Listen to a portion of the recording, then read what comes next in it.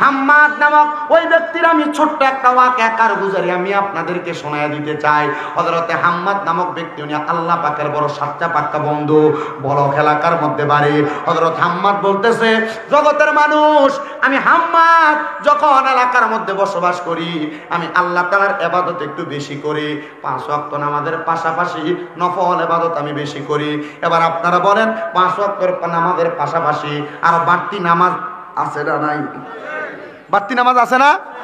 যেমন ফজরের আগে তাহাজ্জুদ আছে, এশরাকের নামাজ, আওয়াবিন নামাজ, চাশতের নামাজ আছে না? নামাজ সালাতুল হাজতের নামাজ, সালাতুল ইস্তেসকার নামাজ, 5 ওয়াক্ত ছাড়া তারা 6 ওয়াক্তের কথা বললাম, আরো আছে এমন অনেক নামাজ আছে না? অনেক নামাজ। হযরত হাম্মাদ রাহমাতুল্লাহ আলাইহি বলেন, আমি ফজরের নামাজের পরে এশরাকের নামাজ আদায় কইরা, এশরাকের নামাজ আদায় করার জন্য ফজর থেকে আমি অপেক্ষা করতে লাগলাম। বেশি উপরের ক্লাস না, মাদ্রাসায় মাত্র মেশকাতুল মাসাবি কিতাবুস সালাত অধ্যায়ের ভিতরে হাদিস শরীফ। নবীজি বলছেন, আমি নবীজি কখনো ফজরের নামাজ আদায় করে সূর্য ওঠার আগ পর্যন্ত এশরাকের নামাজ না পড়ে উঠতাম না। নবীজি বিছানা নামাজের মুসল্লা ত্যাগ করতেন না। সুবহানাল্লাহ কোন? হযরত হাম্মাদ বলে, নবীজির এই আমলটা আমি করতাম। আমি সব সময় ফজরের নামাজ পড়া এশরাকের নামাজের ওয়াক্ত সময়ের জন্য অপেক্ষা করতাম। হযরত হাম্মাদ বলেন, আমি যখন অপেক্ষা করতে লাগলাম, ওই দিন আমার শরীরটা বড় ক্লান্ত, পরিশ্রান্ত শরীর নিয়ে আমি এশরাকের নামাজ আর পড়তে পারলাম না। আমি আমার নামাজের মুসল্লাটার মধ্যে ফজরের নামাজের পরে ঘুমায় গেছি। ঘুমানোর পরে হঠাৎ করে আমি দেখতে পাইলাম, আমার চোখের সামনে একটা মানুষ দেখা যায়, যে মানুষটার নাভি থেকে মাথা পর্যন্ত বড় ভালো সুন্দর দেখা যায়, কিন্তু মানুষটার নাভি থেকে পায়ের তালু পর্যন্ত আগুন ধাউ ধাউ করে জ্বলতেছে। জোরে কন্যা নাউজুবিল্লাহ। হযরত হাম্মাদ বলে, এমন অপেক্ষা অবস্থা দেখাম আমি হাম্মাদ বড় হতবিলম্ব হইয়া আমি তার কাছে প্রশ্ন করলাম, কিরে আল্লাহর বান্দা, তোমার কেন এমন অবস্থা যে তোমার শরীরের নাভি থেকে মাথা পর্যন্ত বড় ভালো, নাভি থেকে পায়ের তালু পর্যন্ত আগুন ধাউ ধাউ করে জ্বলতেছে? হাম্মাদ ডাক দিয়া কয়, আমি তারা প্রশ্ন করার সাথে সাথে সে আমাকে জবাব দিয়েছে, হুজুর, আমি দুনিয়ার জমিনের মধ্য থেকে যখন ইন্তেকাল করে কবরে চলে আসি, আমার স্ত্রীর গর্ভের মধ্যে একটা সন্তান ছিল, যে সন্তান কন্যা সন্তান। আমি ইন্তেকাল করার পরে ওই মেয়েটা দুনিয়াতে জন্মগ্রহণ করেছে। তার আগে আমার আরেকটা মেয়ে ছিল, ওই মেয়েটা নামাজি, ওই মেয়েটা রোজাদার, ওই মেয়েটা আমলওয়ালা, ওই মেয়েটা বলো ভালো মেয়ে। হুজুর, আমার ওই মেয়েটা ভালো হওয়ার কারণে আল্লাহ তাআলা আমার একটু অংশ আরামদায়ক বানাইছে, কিন্তু আমার যেই মেয়েটারে আমার স্ত্রীর গর্ভে রেখে আমি ইন্তেকাল করেছি, আমি ইন্তেকাল করার পরে আল্লাহ তাআলা আমার নাভি থেকে পায়ের তালু পর্যন্ত একবারে দাও দাও করে আগুন জ্বালাইতেছে। কারণ আমার ওই মেয়েটা জন্মগ্রহণ করার পরে আমার স্ত্রী মাইয়াটারে ভালো করে মানুষ করে নাই, মানে পর্দা করায় নাই, নামাজি বানায় নাই, নেককার বানায় নাই। হুজুর, আল্লাহ তাআলা নাকি আমারে নাভি থেকে পায়ের তালু পর্যন্ত ওই মাইয়ার কারণে আযাব দিচ্ছে, আর যেই মাইয়াটা ভালা, ওই মাইয়াটার কারণে নাভি থেকে মাথার তালু পর্যন্ত আল্লাহ তাআলা মানে আরামদায়ক বানিয়ে দিছে। এবার আল্লাহর ওলি বলেন, আমি সাথে সাথে নামাজটা ত্যাগ করলাম, আমি নামাজ পড়লাম না।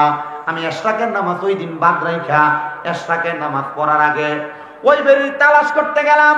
সে আর কেউ না, আমাদের এলাকার একজন মানুষ, যে এলাকাটা হলো বলক এলাকা। আমি তার এলাকার মধ্যে যাইয়া তার ঘরটা তালাশ করলাম। ঘরটা তালাশ কইরা বাহির কইরা ডাক দিয়ে বললাম, আসসালামু আলাইকুম ওয়া রাহমাতুল্লাহ। সালাম দেওয়ার পর আমারে কোনো জবাব দেয় নাই, উল্টা তাদের ঘরের বাসি যে পানি আছে ওই পানিগুলো আমার উপরে ছেইরা মারছে। মারার পর দেখলাম একটা মাইয়া কেমন জানি এলোমেলো অবস্থায় বাহিরে আইসা কয়, সালাম দেন কেন, কারণ কি, আমাকে জবাব দেন। ওই মাইয়া আমার কাছে এমন কথা বললা, আমার শরীরের উপর নোংরা পানি ফেলে দিছে। আমি রাগান্বিত হইয়া মায়ের সঙ্গে কোনো কথা বলতে চাইলাম না। এবার আমি আবার ঘরের দরজায় সালাম দিয়া দেখলাম কোনো ভালা মানুষ ঘরে আসেনি। আবার সালাম দিলাম, আসসালামু আলাইকুম ওয়া রাহমাতুল্লাহ। দেখলাম ঘরের মধ্য থেকে একটা জবাব আসে, ওয়ালাইকুম আসসালাম ওয়া রাহমাতুল্লাহি ওয়া বারাকাতুহু। আমি জিজ্ঞাসা করলাম ঘরের মধ্যে কে আছেন? বলে বাহিরে যাকে দেখতেছেন আমি তার বোন। বলে আপনি কি আমার একটু কথা শুনতে পারবেন? বলে হ্যাঁ। বলে আপনার আব্বা ইন্তেকাল করেছে, কথাটা সত্য? হ্যাঁ, আমার আব্বা ইন্তেকাল করেছে। বলে ইন্তেকাল করার পরে আপনার আব্বা কোথায় আছে আপনি কি জানেন নাকি? বলে না না না, আমি আমার আব্বার খবরটা এখনো ভালো করে জানি না। বলে কেন জানেন না? বলে না জানার কারণ হইল আমার আব্বা তো মারা গেছে, কবরের খবর সম্পর্কে আমরা কোনো কিছুই জানি না। বলে তাহলে শুনেন আপনার আব্বা কবরে কেমন আছে? কেমন আছে বলেন? বলে আপনার আব্বার নাভি থেকে মাথার তালু পর্যন্ত সুন্দর আছে, ভালো আছে, কিন্তু আপনার আব্বার নাভি থেকে পায়ের তালু পর্যন্ত আগুনের মধ্যে জ্বলতাছে। বলে কারণ কি? বলে কারণ হইলো আপনার বাহিরে থাকা বোনটা। বলে কেন? এই বোনটা আমার আব্বারে কোনোদিন দেখে নাই, আমার আব্বা এই বোনটাকে মায়ের গর্ভে রেখে ইন্তেকাল করেছে। বলে হ্যাঁ, ওই বোনটা আপনার মতো নামাজি হয় নাই, আপনার মতো শালীন হয় নাই, আপনার মতো পর্দাওয়ালা হয় নাই, আপনার মতো আদবওয়ালা হয় নাই। এই জন্য এই বোনটা বেপর্দা হওয়ার কারণে, অশালীন হওয়ার কারণে আল্লাহ তাআলা আপনার আব্বার কবরে আযাব দিয়া দিয়েছে। ওই মাইয়াটার সাথে সাথে আল্লামা হাম্মাদ নামক ব্যক্তিটা কদমের মধ্যে ঝরে ধরে বলছে, হুজুর আমি আমার আব্বা জানলে কোনোদিন দেখি নাই, কিন্তু আমার আব্বা জান নাকি আমি এই মাইয়ার জন্য জাহান্নামের আগুনে জ্বলতাছে। হুজুর গো, আপনি আমারে একটু অনুমতি দেন, আমারে সবক প্রদান করেন, তালিম প্রদান করেন, আমার আব্বা জান কেমনে মুক্তি পাবে। ডাক দিয়ে কয়, মাইয়া শোনো, তুমি যদি তোমার আব্বাকে কবরের মধ্যে শান্তিতে রাখতে চাও তাহলে তুমি এখন থেকে নামাজি হয়ে যাও, পর্দাওয়ালা হয়ে যাও, আমার কাছ থেকে তালিম প্রদান করো। তুমি এখন তালিম নিয়া তুমি তোমার জীবনটাকে পরিবর্তন করো। ও মাইয়া বলেন, আমি আমার জীবনকে পরিবর্তন করতে লাগলাম, আমি হুজুরের কথা মোতাবেক পর্দা করতে লাগলাম, অশালীন ভাবে আমি আর চলি না, আমি নামাজ পড়তে লাগলাম, ইবাদত করতে লাগলাম, কিন্তু আমার হুজুরে বললাম, হুজুর আমি যে আজকে আমাকে পরিবর্তন করে নামাজি হয়ে গেলাম, আমার আব্বার কবরে কি খবর একবার আপনি বলেন না। হুজুর ডাক দিয়া কয়, মা তোমার আব্বাকে ওই দিন দেখার পরে আর আমি স্বপ্নে দেখি নাই। মনে রাখবেন মুসলমান, যদি কখনো আপনার মা আপনার বাবা আপনার স্বপ্নে দেখা দেয়, দাদা দাদি স্বপ্নে দেখা দেয়, মনে করবেন তারা কবরে বড় খারাপ ভাবে আছে, কবরের অবস্থা বেশি ভালো না। এজন্য মাঝে মাঝে তাদের জন্য যে একটু দোয়া করবেন। কথা বুঝতে পারছেন? স্বপ্নে যদি মা বাবাকে দেখেন, দাদা দাদিকে দেখেন, বা আত্মীয় স্বজনকে স্বপ্ন দেখেন, কি করবেন? এদের জন্য দোয়া করবেন, পারলে কবর জিয়ারত করবেন, কোরআন শরীফ পড়ে দোয়া করবেন। কারণ কি? কারণ এরা কবরে কষ্ট থাকলেই আত্মীয় স্বজনদেরকে সাক্ষাৎ দেয়। ইবনে সিরিনের স্বপ্নের তাবির পড়ে দেখলাম যে আসলে কথা সত্য।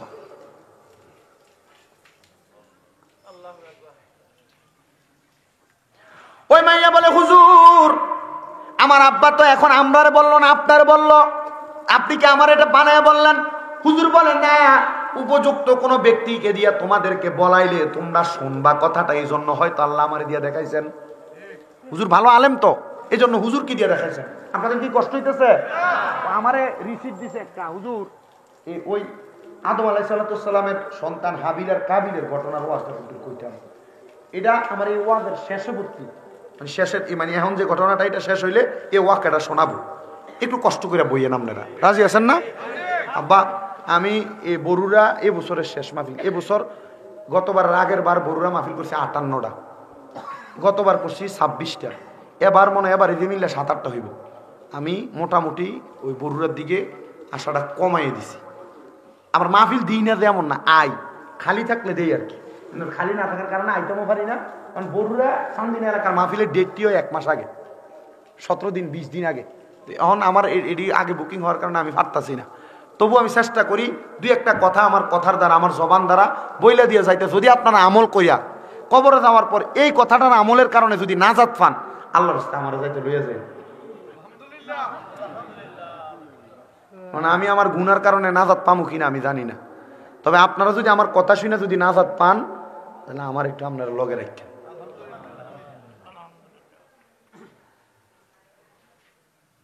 আপনারা এখন যারা আছেন সবাই বাসকারা লোক, কারণ যারা যায় রাইতে 12টা বাজে না, যারা ঘুমাইন না এরা চলে গেছে। তবে আমার গতবার আগের বার না, এর আগের বার তাইলে একবার কইরা যাইয়া 4র্থবারের সময় আবার আইছে, 3য়বারের সময়। আমার মনে আছে ওই তাবারকের সময় ইয়ানাবি করে দাঁড়ানোর লগ লগ মোটামুটি ইয়া আর ঢুকি সাফে মুখদিন মাহফিল তো আল্লাহ তাআলা কবুল করে। আমিন জোরে কোন, আমিন জোরে কোন। ওই মাইয়া ডাক দিয়া কয়, হুজুর এখন দিয়ে আর আব্বারে দেখি না। হুজুর কয়, আমি নিজেও তো দেখি না, তুমি দেখবা কেমনে? আমারও দেখতে মন চায় মাইয়া, তবে আমি তোমার কাছে একটা কথা বলি, দেখার একটা ব্যবস্থা আছে, তুমি কি দেখতে চাও? হুজুর হ্যাঁ দেখতে চাই আমার আব্বাকে। আপনাদের যাদের মা বাপ কবরে, আপনারা চাইলো আব্বা আম্মা কবরে কেমন আছে দেখতে পারবেন। কেমনে? আল্লাহর নবীর হাদিস এবং আল্লাহর কোরআনকে একসাথে কইয়া আলেম ওলামাগণ যাচাই করছে, কেউ যদি তাহাজ্জুদের নামাজ আদায় করে, কোন নামাজ?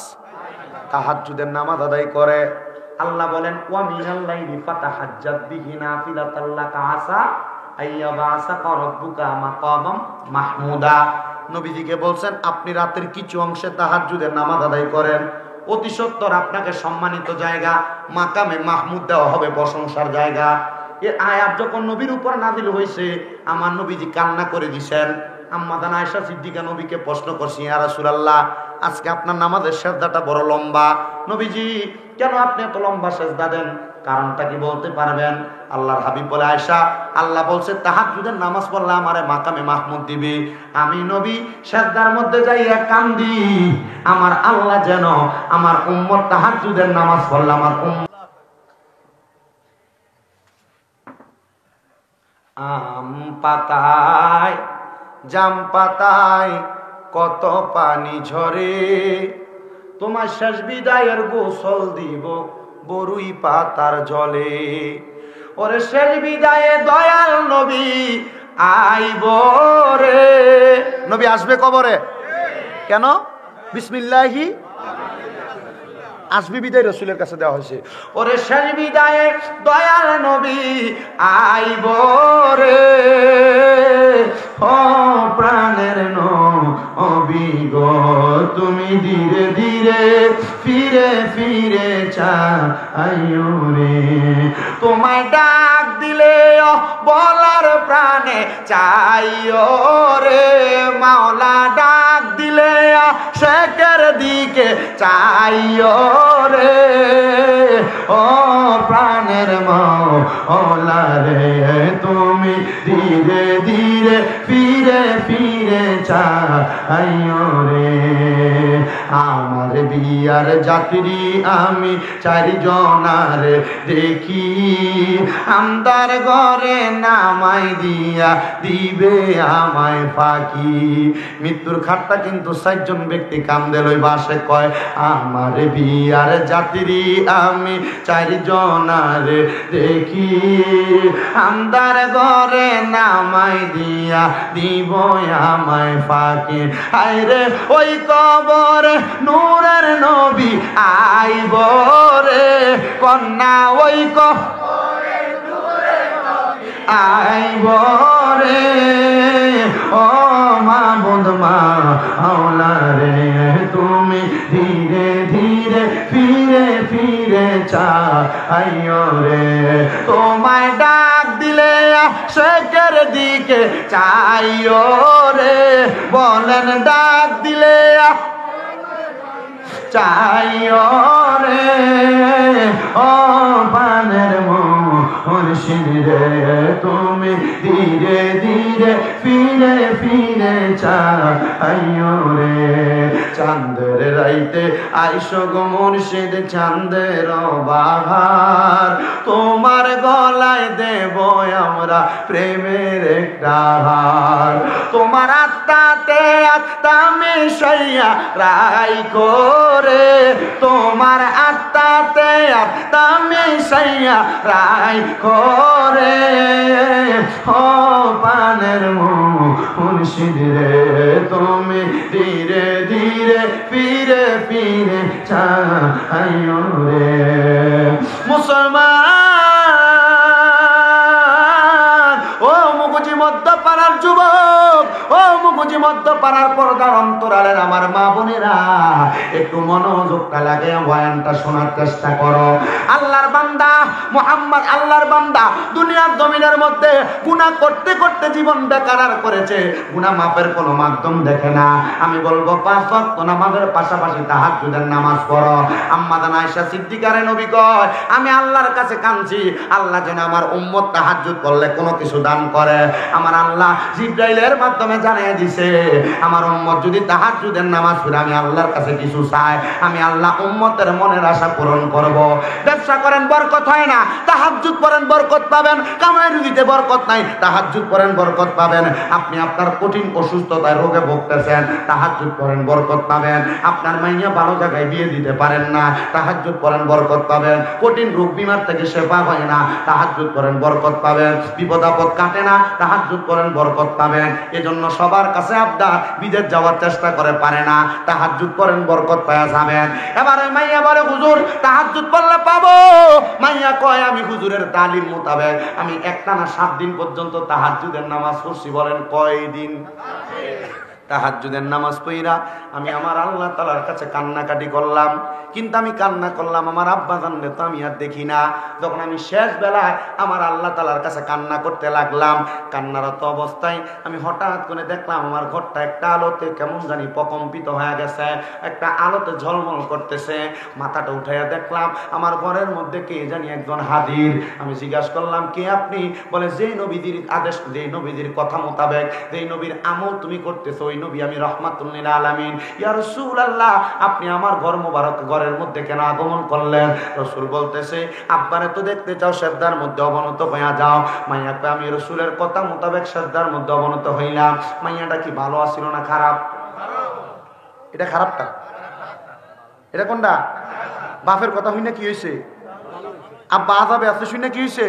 ভালো হয়েছে। এ মাইয়া কয়, 3 সপ্তাহ নামাজ পড়ার পরে 5 ওয়াক্ত না, তাহাজ্জুদ 3 সপ্তাহ নামাজ পড়ার পরে দেখলাম আমার আব্বাজানকে আমি যখন তাহাজ্জুদ নামাজের সেজদার মধ্যে পড়া রাসূলকে দেখলাম, রাসূল বলে, আবার সেজদা দাও। আমি দেখলাম সুন্দর একটা গালিচাওয়ালা জায়গার মধ্যে আমার আব্বাজান। জিজ্ঞাসা করলাম, বাবা কেমন আছেন, কোন জায়গায় আছেন?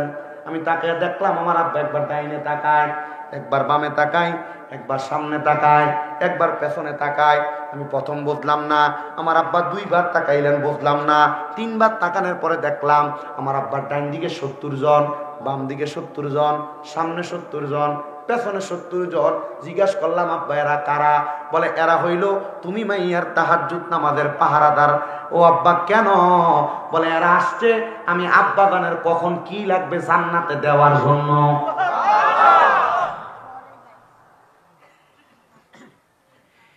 এ মাইয়াই জান্নাতের কারণ, মাইয়াই আবার জাহান্নামের কারণ। যদি বালা হয় বালা, খারাপ হইলে খারাপ। এবার বালা বানাইবেন না খারাপ বানাইবেন আপনার কাছে। তবে বৈবাহিক জীবনে যদি কোনো মাইয়া খারাপ হইয়া যায়, ও মাইয়াটার কারণে সংসারটা জাহান্নাম হইয়া যায়। কথা কন ঠিক কিনা? তবে মেয়েরা বৈবাহিক জীবনে খারাপ হওয়ার কারণ আছে কয়েকটা। 1 নাম্বার মেয়েদের মা, 2 নাম্বার যে মেয়ে বিয়ে বৈশা যে জামাই কাছে আসছে ওই জামাই জিনা ব্যভিচার, 3 নাম্বার ওই মেয়েটার সঙ্গে শ্বশুর শাশুড়ির খারাপ ব্যবহার। এবার বলেন, বিয়ে করে আসার পরে একটা মেয়ে খারাপ হওয়ার কারণ কয়টা? 3টা। কয়টা? 1 নাম্বার মাইয়ার মা, 2 নাম্বার জামাই যদি জিনা করে, পরকিয়া করে, 3 নাম্বার ওই মাইয়ার শ্বশুর শাশুড়ি। বুঝতেছেন কিভাবে? এটা আপনারা বুঝেন। তবু বলি, মাইয়ার মা যদি মাইয়াকে কান করা দেয়, কোন কুবুদ্ধি দেয়, ওই মাইয়া মার কথা মোতাবেক জামাইকে আন্ডারে রাখার জন্য বিভিন্ন রকমের বিশৃঙ্খলা তৈরি করে, তখন ওই মাইয়াটার সংসারটা খারাপ হয়ে যায়।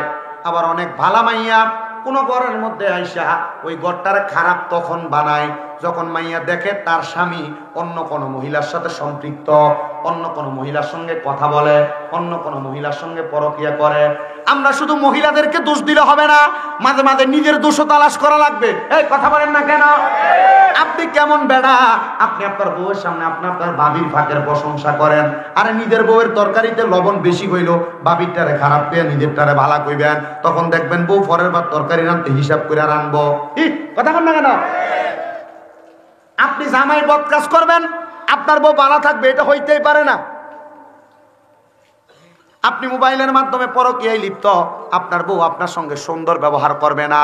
আপনি আপনার পার্শ্ববর্তী ঘরের ভাবিদের সাথে সুন্দর ইটিস ফিটিস কথা বলতেছেন, আপনার বউ আপনার সাথে ভালো ব্যবহার করবে না। এই ব্যাপারে বড় সাবধান, বড় সাবধান, বড় সাবধান, বড় সাবধান। গত পরশু দিনও আমাকে একটা ছেলে কুমিল্লার চান্দিনার আমারে কল দিছে, হুজুর আপনি আমাদের এলাকায় মাহফিল করছেন, আমি বিদেশে আছি হুজুর, আমি বিয়ে কইরা আসার আগে আমার একটা সন্তান দুনিয়াতে জন্ম নিছিল, কিন্তু হুজুর বিদেশে আসছি আমার সন্তান এবং স্ত্রীর জন্য আমি কষ্ট করি হুজুর, আমার বউটা আমার বাচ্চাটাকে ফালাইয়া দিয়ে চলে গেছে হুজুর, বউয়ের জন্য কান্দি না, বিয়া করলে আমার বউ হবে কিন্তু আমার সন্তানের কি হবে? আমার বউকে একটা বার এটা চিন্তা করলো না। আমি বলবো বাবা এটার কারণ অন্য কোনো কিছু না, তুমি যদি তোমার জীবনটাকে সুন্দর করে তোমার স্ত্রীর সঙ্গে সাজাইতে চাও, যদি তোমার কোনো অবৈধ সম্পর্ক অথবা তোমার যদি কোনো খারাপ সম্পর্ক থাকে অথবা চলাফেরার মধ্যে কোনো ডিস্টার্ব থাকে, তুমি এটা পরিবর্তন করো। অনেক মহিলারা স্বামী সিগারেট খাওয়ার কারণে সংসারে অশান্তি তৈরি করে। এ আব্বা সিগারেট খাওয়ানোর মুহের মধ্যে গুয়ের গন্ধ চাইতে বেশি দুর্গন্ধ কয়, এটা আপনারা জানেন কিনা জানি না, আমার এটা নিজের পরীক্ষা করা হয়ে গেছে। আমি একবার মাহফিলে যাওয়ার সময় ওই হবিগঞ্জের বাহুবল এক বেটারে তুলছিলাম, বেটা ক্যামেরা করে, তবে আলহামদুলিল্লাহ আমার এনে ক্যামেরাম্যান আমার মনে হয় না যে একটু সিগারেট খাওয়াই না আসে। দেখে এক বেটা আছে কামেল বাসমত সবাই কেউ প্রাইমারি স্কুলের শিক্ষক, এদের হুজুর যেটা কামেল ফাঁস, কিন্তু আইয়া পরে মাহফিলে আই আর কি মহব্বত করে আলেমরারে ভিডিও করবার লাগে। আরেকটা তো সাংবাদিক বেটা কো কাকা কো আছে, এনে আছে মোটামুটি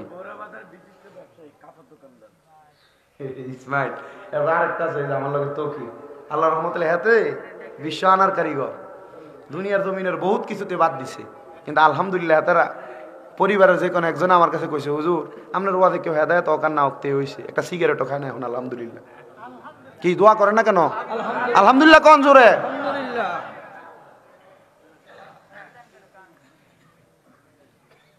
আল্লাহ যেন কবুল করে, জোরে মারে না আমিন। হেদায়েত আসে কার থেকে? আপনারা জোরে কোন কার থেকে? আমি একটা কথা চিন্তা করি, সিগারেট কুট্টির মাহফিলে যাওয়ার সময় বেড়ারে গাড়িতে উঠাইছিলাম, আমি আমার ড্রাইভাররে সন্দেহ করতেছি, ড্রাইভাররে কইলাম রে এই অনকালা যেটা আছে এটা না, আবার অনকালাটা ঠিক আছে, আমি এবার কইলাম ও আপনি সিগারেট খাইছেন, গাড়ি দুইটা আমি খুব চেতাচ্ছি, এই তোরা গাড়িতে সিগারেট খেয়ে উঠছস, দুর্গন্ধ হয়ে গেছে গাড়িটা, বুয়ের গন্ধ চাইতে খারাপ। আমার লগে কি কসম টসম কাটতে লাগতেছে, হুজুর আল্লাহর দয়া আমরা খাইছি না। তারপর আমি বুঝছি নতুন একজন আছে, কাকা আপনি কি সিগারেট খাইছেন? হ্যাঁ হ্যাঁ আর কয় না, মুখ দিয়ে আর হ্যাঁ কয় না, হুজুর ইয়া ওই মুখে আমি আবার স্প্রে করে ফেলছি, ইয়া করছি। এবার ড্রাইভারে তো চিন্তা করতেছে দোষটা তার উপরে পড়বো, এক হুজুর হ্যাঁ গাড়ির থেকে স্প্রে লয়ে মুখে মারছে, হের গন্ধ থেকে মুখের থেকে আইতেছে এত দুর্গন্ধ। আমি চিন্তা করি যেগুলো সিগারেট খায় এরা বউদের রাত্রবেলা খাট থেকে লাঠি দিয়ে ফেলা দেয় না, এটা এদের বড় সৌভাগ্য।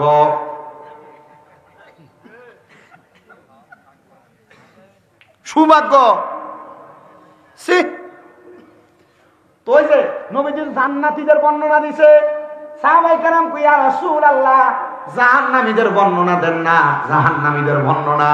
নবী আমার কয় কিয়ামতের আগে এমন অনেক মানুষ দেখবা তাদের মুখের ভিতরে আগুন, এবার সিদ্ধান্ত আপনার আর আপনারাই কোন কার মুখের ভিতরে আগুন দেয়, যদি সিগারেট খাইডির মুখের ভিতরে আগুন দেয়।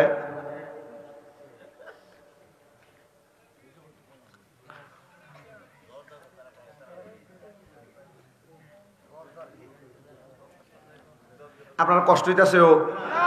মোটামুটি আমার যে মূল ওয়াজ যে দুর্ওয়াজ করি এই ওয়াজের সময় শেষ, অন যা করবো বোনাস 18 মিনিট বোনাস চলতেছে।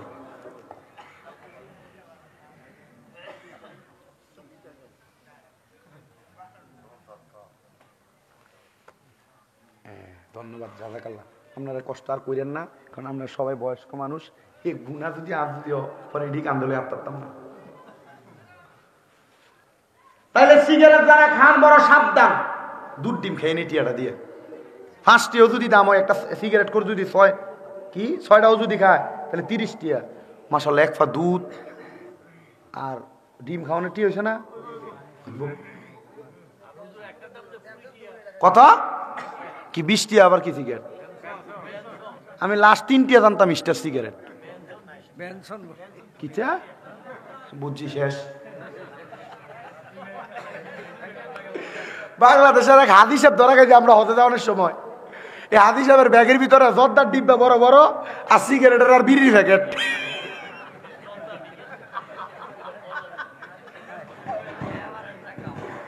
কি দেরি তা আমি করে দিয়ে গেলাম, কাকু এবার বইয়ে রয়েছে যে আমি দেখলাম যে বেটার আর বেটার যে মোয়াল্লিম এবার আর বেটার লয়ে যায় না।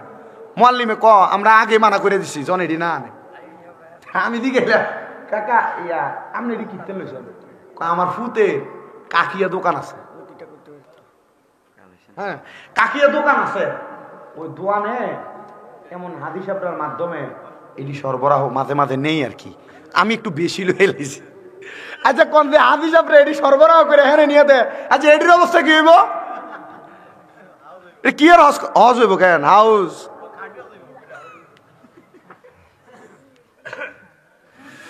আল্লাহ তাআলা আমাদেরকে বোঝার তৌফিক দান করে, ধরে বলেন আমিন। তাহলে একটা সংসারে মেয়েরা যদি অশান্তির কারণ হয়, কয় কারণে? 1 নাম্বার মেয়ের মা, বললাম আপনাদেরকে। 2 নাম্বার মেয়ের জামাই। আপনার বউ যে সংসারে অশান্তি করতেছে, এই অশান্তির কোনো কারণের মধ্যে আপনি জামাই পড়েন কিনা আপনি আগে দেখবেন। সিগারেট খান কিনা দেখবেন। অন্য কোনো মহিলার সঙ্গে অবৈধ সম্পর্ক আছে কিনা দেখবেন। আপনার সংসার চালানোর দিক দিয়ে কোনো অবহেলা আছে কিনা দেখবেন। যদি এমন কোনো অবহেলা থাকে মনে করবেন আপনি এটার জন্য দায়ী। আর 3 নাম্বার কারণ হইল, কোনো মেয়েদেরকে যদি তার শ্বশুর শাশুড়ি মাইয়ার নজরে না দেখে তখন অশান্তি তৈরি হয়। কথা বুঝছেন? আপনি আপনার বাড়িতে একটা মেয়ে বিয়ে করে আনছেন, আপনি চান আপনার মেয়েটা তার শ্বশুর বাড়িতে যাইয়া ভালো থাকুক, শান্তিতে থাকুক, কাজ কম করুক, কিন্তু ফুতের বোর্ডারে আপনি রং ফিরা বদুল্লার মতো খানান। কি আজব নিয়ম! এজন্য পৃথিবীতে যখন হত্যাকাণ্ড হয়েছিল এটার কারণ ছিল মেয়েরা। কারণ ছিল কারা? মেয়েদেরকে আমি অবহেলা করছি না, মেয়েরা সম্মানিত। ইসলাম তাদেরকে যথেষ্ট মর্যাদা দিয়েছে।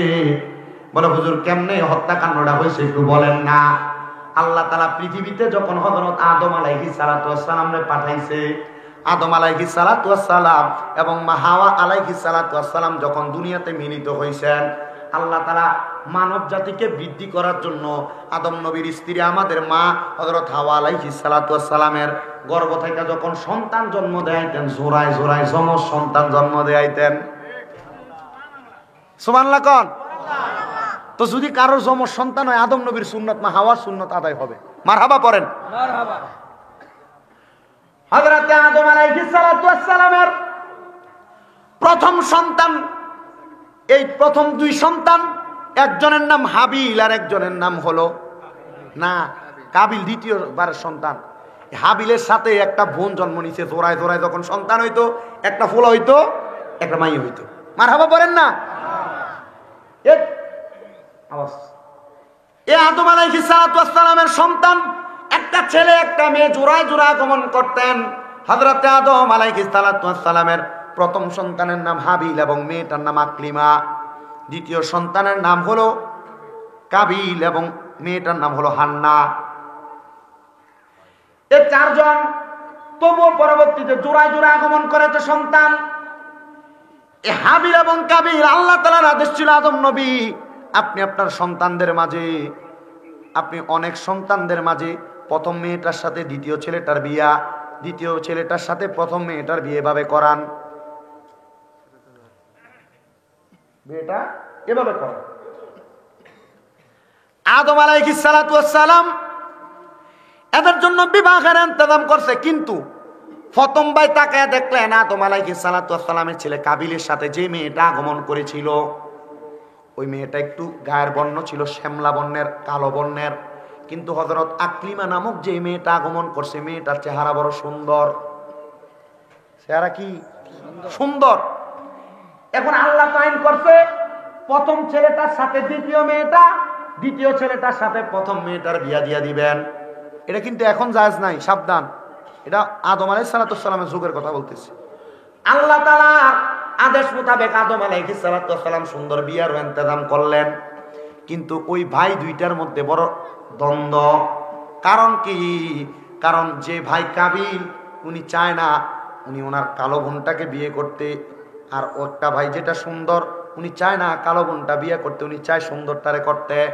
এখন এটার মাঝে দুই ভাইয়ের মাঝে বড় দ্বন্দ্ব। আল্লাহ তাআলা আদেশ করে দিয়েছেন দুই ভাইয়ের কাছে, তোমরা তাড়াতাড়ি আল্লাহ রাস্তার মধ্যে কোরবানি করো। ওই যে কোরবানির ওয়াজও এখানে চলে আসে, কোরবানি করো। কিন্তু দ্বন্দ্বটা কার লইয়া? বেড়া না বেডি লইয়া? মহিলা লইয়া দ্বন্দ্ব। কোরবানি করা, যার কোরবানি কবুল করা হবে ওই ব্যক্তিটা দুনিয়ার জমিনের মধ্যে থাকা অবস্থায় ওই ব্যক্তিটা দুনিয়ার জমিনের মধ্যে সবচাইতে সফল কাম হবে এবং ওই সুন্দর বোনটাকে বিয়ে করবে। মুসলমান ও নবীর উম্মতের দলেরা, এবার যখন আল্লাহ তাআলার দরবারে যখন দুইটা দুইটা করে দুম্বা কোরবানি করা হয়, এগুলা কাইটা দুইটা পাহাড়ের উপর যখন রেখে দেওয়া হইল, এই দুইটা পাহাড়ের মধ্যে রেখে দেওয়ার কারণে আল্লাহ তাআলার উপর থেকে আসমান থেকে ঠাড়া যেমন মারে এমন আগুনের ঝিলিকা ইসা একটারে জ্বালাইয়া দিছে। মানে যেটারে জ্বালাইছে এটা আল্লাহ কবুল করছে, যেটা জ্বালায় নাই এটারে কবুল করে নাই। এটা করার কারণে এবার যে ভাই এটা কবুল করছে ওই ভাই তো সুন্দরটাকে বিবাহ করবে। এবার চিন্তা করলেন সুন্দরটাকে বিবাহ করতে তাকে দেওয়া যাবে না। এবার ওই এক ভাই আরেক ভাইকে যখন হত্যা করলেন, এই জায়গার ভিতরে যখন আল্লাহ কবুল করে নিছে তবু আর মানে না বিচার, হত্যা করে ফেলছে একজন আরেকজন ভাইকে। হত্যা করার কারণে এই পৃথিবীতে প্রথম হত্যাকাণ্ড তখন থেকে চালু হয়েছে। ওই হত্যাকাণ্ডের পরে এরা দুনিয়ার জমিনের মধ্যে যে মানুষ আপনারা মারি দেন ওইখান থেকে কিন্তু জারি হয়েছে এই হত্যাকাণ্ড। পৃথিবীতে রক্ত হানাহানির কারণে বড় খারাপ অবস্থা থাকার কারণে তখন এক ভাইয়ের লাশটা পড়ে থাকছে। আল্লাহ তাআলা কুদরতিভাবে কাক নাজিল করছে আসমান থেকে, কাক। ওই কাকটা নাজিল হইয়া চিল পাখি নাজিল হইয়া তাদের পাও দ্বারা ঢাকনা দিয়া দিয়া একজন ভাইয়ের লাশটাকে দাফন করে ফেলাইছেন। মুসলমান, অনেক লম্বা ঘটনা, বেশি লম্বা আমি করতে চাই না, শুধু এতটুকু বোঝাইতে চাই নারীটাকে ভালোভাবে রাখেন। আপনার ঘরের বউ হোক, আপনার মা হোক, আপনার স্ত্রী হোক, আপনার বোন হোক, ঠিকভাবে রাখলে এটার থেকে আপনি ঠিক জিনিস আশা করবেন, খারাপভাবে রাখলে আপনি খারাপ জিনিস আশা করবেন। শুধু মহিলাদেরকে দোষ দিলে চলবে না। মা বোন ভালো, মা বোন ভালো, মা বোন ভালো। পুরুষদের জন্য আল্লাহ তাআলা মহিলাদের কাছে শান্তির জায়গা রেখেছেন। এত শান্তি আপনি দুনিয়ার কোথায় গেলে পাবেন না। আপনি আপনার স্ত্রীর কাছে যে প্রশান্তি অনুভব করবেন, তবুও আপনি এই প্রশান্তি অনুভব করার পরে আবার পরের দিন সকালবেলা বেরিয়ে ঘুমুর করে ফিরছিলাম কি?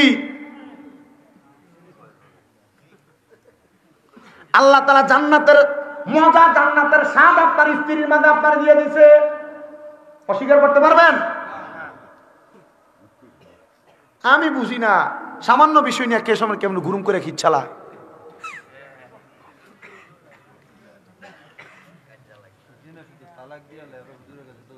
তালাকও দিয়ালা। আমার কাছে হাজীগঞ্জ থেকে এক মহিলা হুজুর আমার জামাই তো আমার অন্যায়ের কারণে তালাক দিচ্ছে। আমি অন্যায়টা কিটা? কৌজন আমার জামাই টিয়া ভাড়াইছিল, আমি জায়গা কিনছিলাম আমার নামে, তো তুরকু ফেলে তোরা ফিসা দিয়ে পিটানোর দরকার বেরিয়ে দিই। জামাই টিয়া ভাড়াইছে, তুই জায়গা কিনিস তোর নামে। হুজুর আরো কুতুর করছিলাম, আমার মার নামে আধা ঘন্টা কিনছি। আর ওই শ্বশুর শাশুড়ি কেমন ব্যাক কল, যে জামাই টাকা দিয়ে তুই কেমনে চলো, শরম লাগে না?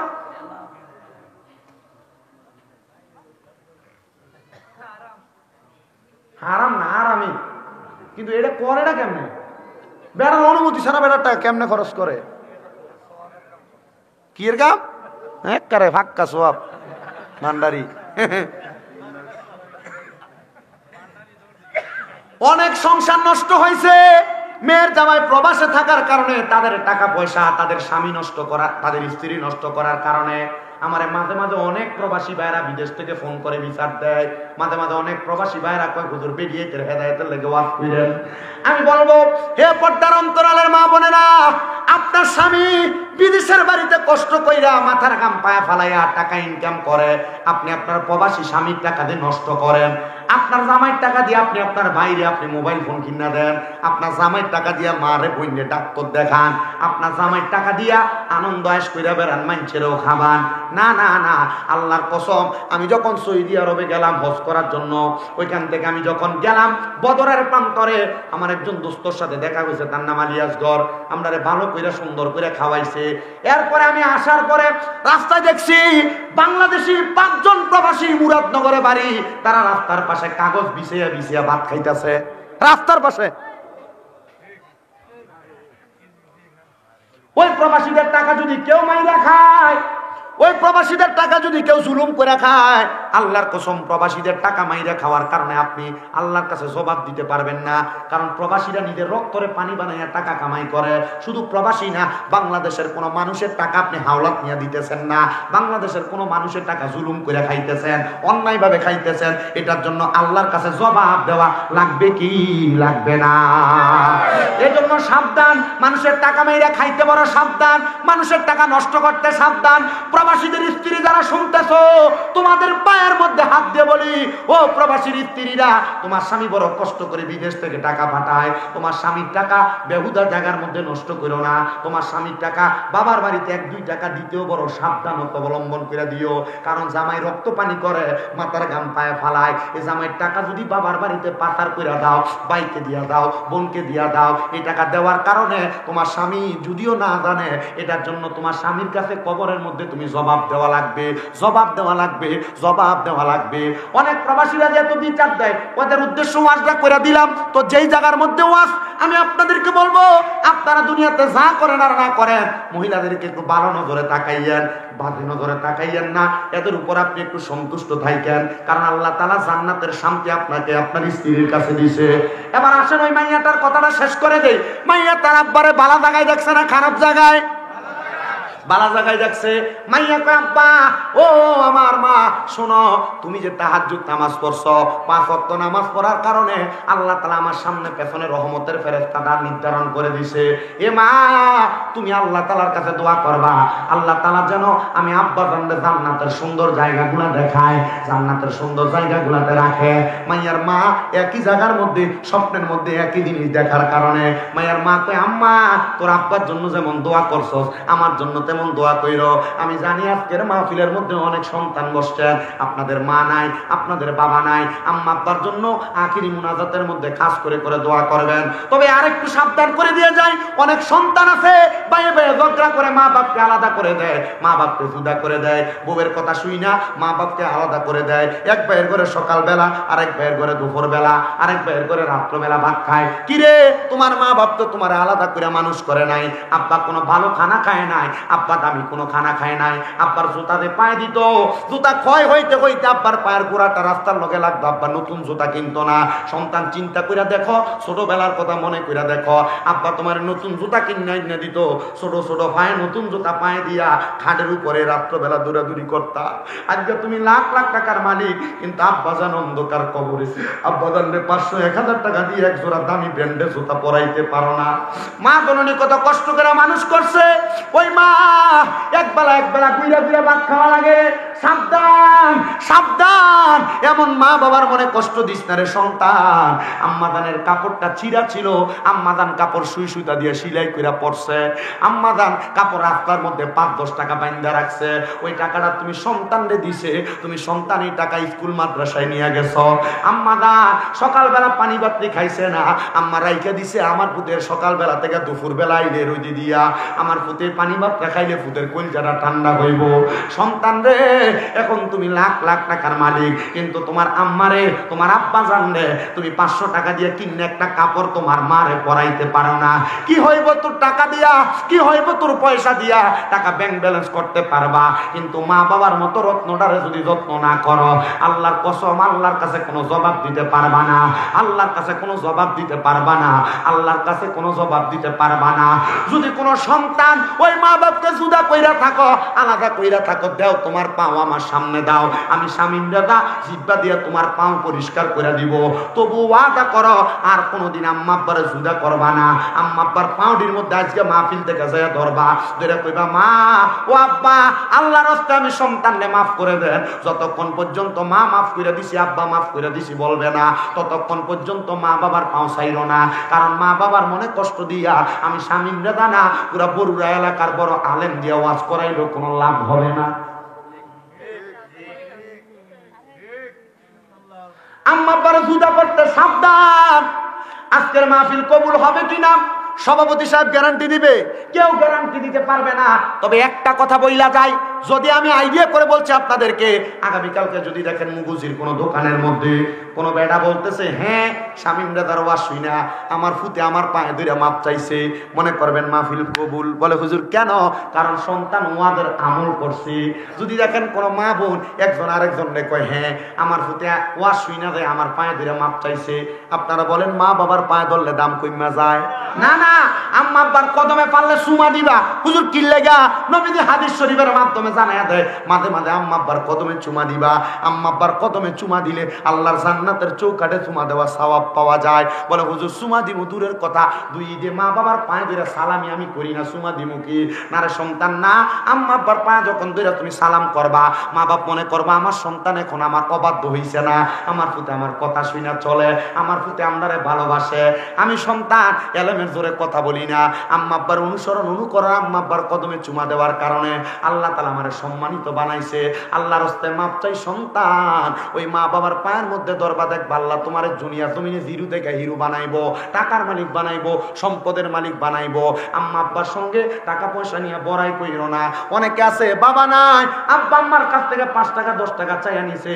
এখন চা দোকানে অনেক মুরব্বী বাবারা দোকানে বইসা থাকে, কিন্তু সন্তানের মুরুদ নাই, আব্বা দান 100 টাকা হাত খরচের জন্য দিব কেমনে? আব্বা দান অন্ধকার কবরে। সন্তান আল্লাহর রাস্তায় তোমার কাছে আমি ক্ষমা প্রার্থনা করি, ওই মা বাবার কাছে মাপ চাইবা।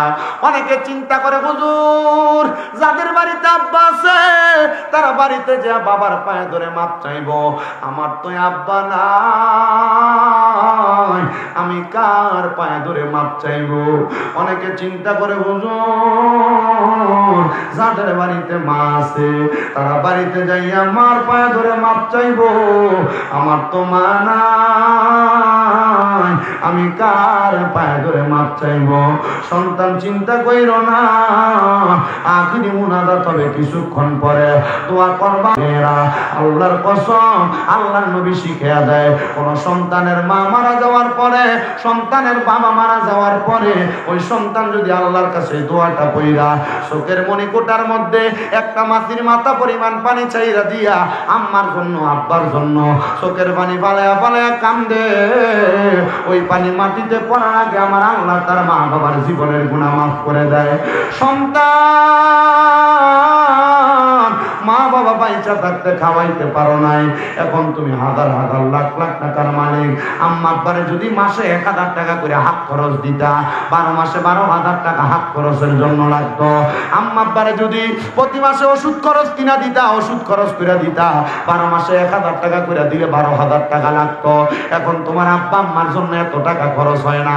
আসুনি একটা সন্তান এই ফুরকানিয়া মাদ্রাসার জন্য আম্মা আব্বাটা কবরে আছে, আল্লাহ যেন আম্মা আব্বারে কবরে জান্নাত বানিয়ে দেয়। 10,000 টাকা ওই মাটার নামে কোরবান করে দিবা, 10,000 টাকা ওই আব্বাটার জন্য কোরবান করে দিবা।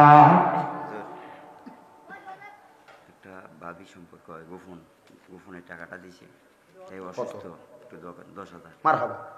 আল্লাহ এলাকার একজন মা জননী, উনি নামটা গোপন রাখছেন, গোপনে গোপনে তোমার নবীর চলে তোমার বাড়ি আইতে দেরি হইলে যে মা ঘুমাইতো না, ওই কবর দেশে মায়ের পাশে একটু রইলি না রে, কবর দেশের খবর লইলি না। কেমন আছেন মা জননী, কেমন আছেন বাবা মনি, একবারও তো ফিরা চাইলি না, নগদ দেওয়া লাগবে না। একটা সন্তান আব্বা আম্মারে মায়া কইরা এই মাদ্রাসাটার জন্য 10,000 টাকা দিবা, বলে হুজুর আমি 1 বছর পরে দিব, 1 বছর পরে নিতে রাজি আছে কমিটি। আসেননি একজন, আম্মা আব্বার নামে 10,000 টাকা দিবেন। ও বাবা কেন করতেছি আবদারটা? মা বাপ তোমার লাখ লাখ টাকার বাড়ি গাড়ি দিয়া গেছে, ওই মা বাবা যে বাড়ি দিয়া গেছে 5,000 টাকা করে যদি মাসে ভাড়া দিতে 12 মাসে 60,000 টাকা লাগতো।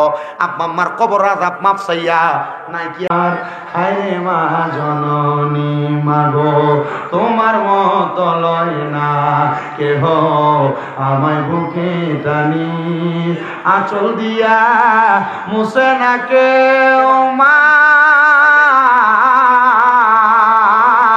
আঁচল দিয়া মুছে না কেউ আমার চোখের পানি।